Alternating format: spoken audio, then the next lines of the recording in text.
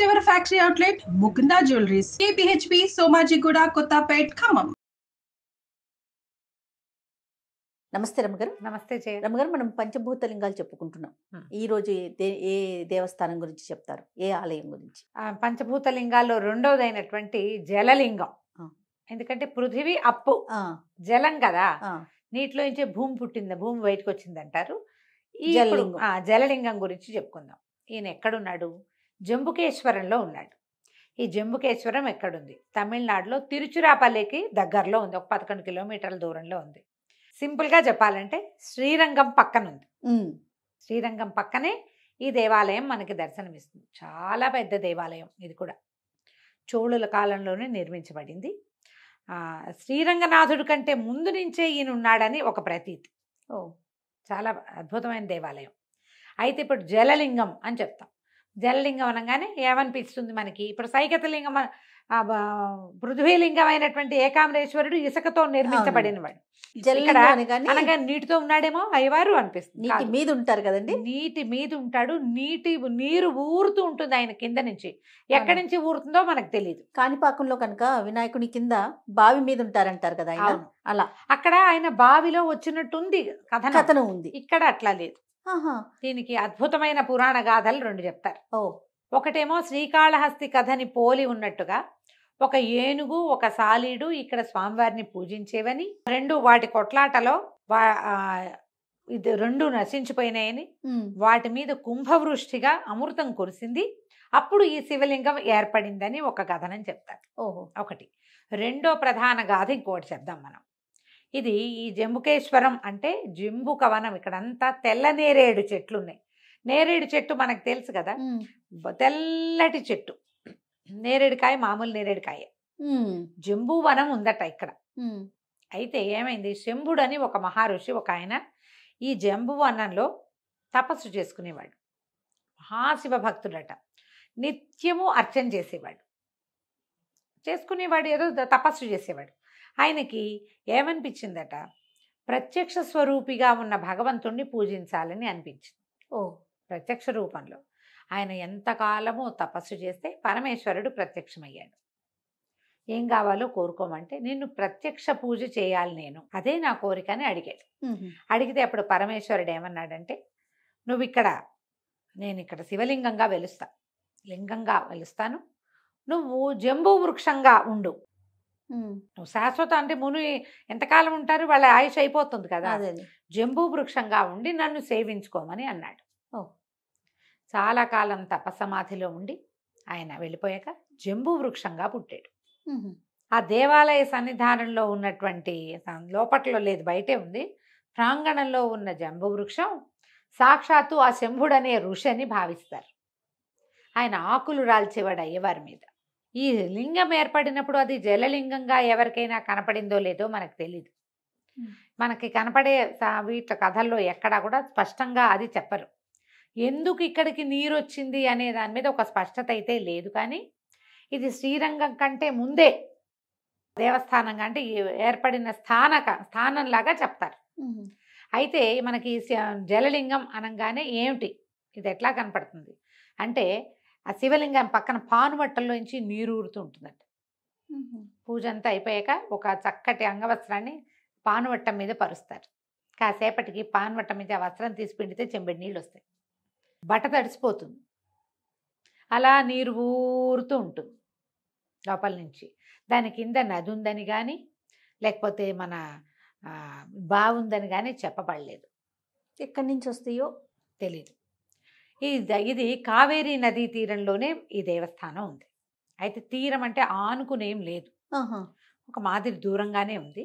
ఈ కావేరీ నదిని ఈ ప్రాంతంలో పొన్ని అని పిలుస్తారు. బంగారు నది. పొన్నం అంటే తెలిసిందే కదా మనకి, బంగారు నది. ఈ పొన్నిలో స్నానం చేసి జంబుకేశ్వరుని సేవిస్తే సద్యో విముక్తి లభిస్తుంది. ఈ జన్మలో స్నానం చేసి అర్చన చేసిన వాడు ఇక మళ్ళీ పుట్టడని చెప్తారు. దీన్ని ఏనుగులతోటి, నేరేడు పళ్ళు తినడానికి వచ్చేటువంటి ఏనుగులు, దీనికి ఏదో తిరుక్కావలి అలాంటిది ఏదో పేర్లు ఉన్నాయి, తమిళ పేర్లు. ఏనుగుల చేత పూజించబడివట శివుడు. శివలింగం వెలిసింది, ఆ ఏనుగులు వస్తుండేవి. ఇవంతా మన నేరేడు పళ్ళ కోసం ఏనుగులు వస్తాయి కదా, అయ్యే ఆకులు కోసి స్వామివారి మీద వేసేవట. నీరు తెచ్చి పొన్నిలోంచి నీరు తెచ్చి స్వామి శివలింగానికి అభిషేకం చేసి కొన్ని నేరేడాకులు స్వామివారి మీద వేసి అదే పత్రి. ఓహో. మామూలుగా మనం మారేడాకులు పత్రిగా భావిస్తాం, ఇక్కడ నేరేడాకు కూడా పత్రి. ఎందుకంటే ఆ చెట్ల మధ్యలోనే ఈయన వెలిసి ఉన్నాడు. పెద్ద విశాలమైన ప్రాంగణము 5 ఎకరాల స్థలంలో ఉంది. ఒక 5 ప్రాకారాలు, 7 గోపురాలు ఉన్నాయి. గోపురాలు కూడా పెద్ద పెద్ద గోపురాలు. లోపల అయ్యవారితో పాటుగా వెనకాల నవగ్రహ కిటికీ అంటే ఒక గవాక్షం ఒకటి ఉంటుంది, ఒక కిటికీ, నవద్వార గవాక్షం అంటారు దాన్ని. ఏమిటో అలా ప్రత్యేకమైన పేర్లు ఉన్నాయి. విశాలంగా కనపడుతుంది, అతి పెద్ద గుడి. తప్పకుండా చూడవలసిన క్షేత్రాల్లో ఇదొకటి. అయితే ఇక్కడ ఇంకొక విశేషం ఏముందంటే, అమ్మవారు ఇక్కడ అఖిలాండేశ్వరి స్వరూపంలో దర్శనమిస్తారు. మనం అక్కడక్కడ చూస్తాం నిలబడి ఉన్న అమ్మవార్లని. అవును. ఈమె ఇక్కడ స్థానక భంగిమలో ఉంటుంది. పూర్వమట ఉగ్రరూపిగా ఉండేది. ఇది ఏనాటి కదా, ఆదిశంకర్లకి ముందు. శంకరాచార్యుల వారు 9-10 శతాబ్దాలకు చెందినవారు కదా, 9వ శతాబ్దం. దాని ముందు అమ్మ ఉగ్రరూపిగా ఉండి ఆమె యొక్క శోధన విపరీతంగా ఉండేది. రాత్రిళ్ళు తిరగటము, బయటికి వచ్చేయటము అలాంటివి ఉండేవట. అయితే ఆదిశంకర్లు వచ్చి ఈ అమ్మని చూసి ఈమె ఉగ్రరూపిగా ఉందని కొంతకాలం ఇక్కడ తపస్సు చేసి ఆమె ఉగ్ర శక్తిని కొన్ని కళలు తగ్గించారట. ఆమె దగ్గర ఒక శ్రీచక్రాన్ని కూడా స్థాపించారు.